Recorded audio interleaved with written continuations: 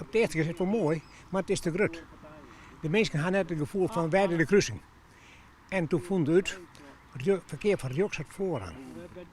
Nou, dat hij al leert als je rijles nemen. Het sanneem shared space principe op Haardwij in Damwoudt is misleren. De barre geregeld ongelokken. Dus loopt de gemeente hier van Dantemendeel de beurs voor onpassings de safvolste in een periode. Die gaan dit er ook in, die gaan nooit wat uit eigen bossen betalen. 2 rotondes komen er weer om. De entree van de bebouwde kom wordt ompakt en er worden snelheidsrem in de maatregels naam. Ondernemer WMR uit Reensemergeest zal het werk uitvieren. Wij zullen 3 cruciale kruispunten in Den Bosch hebben aanpakken. Die zullen verzorgen dat zij de snelheid uit verkeersstromen helpen. Waarbij we starten volgende week maandag met het aanpakken van het kruispunt bij de Kruiswij. Dat is het kruispunt Haardwij-Doniëwij. Daar brengen wij een rotonde, zullen we daar aanbrengen. Aansluitend zullen wij het kruispunt bij de Conradi-Velenstraat en Haardwij aanpakken. Ook daar komt een rotonde.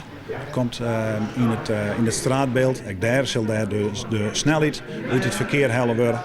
En als laatste fase zullen we het kruispunt bij de Badhuiswij en Haardwij zullen wij aanpakken. Het werk zal wel eind oktober worden. En zorgen dus voor oerlijst. Omdat wij toch elke kruising apart volledig stremmen. De mensen zullen even omrijden, maar het zij hoe Dokkum, het zij hoe de Broeksterwaard. Ja, daarna hopen wij wel dat wij heel mooi naar de Damwoudt de bewoners gaan kennen.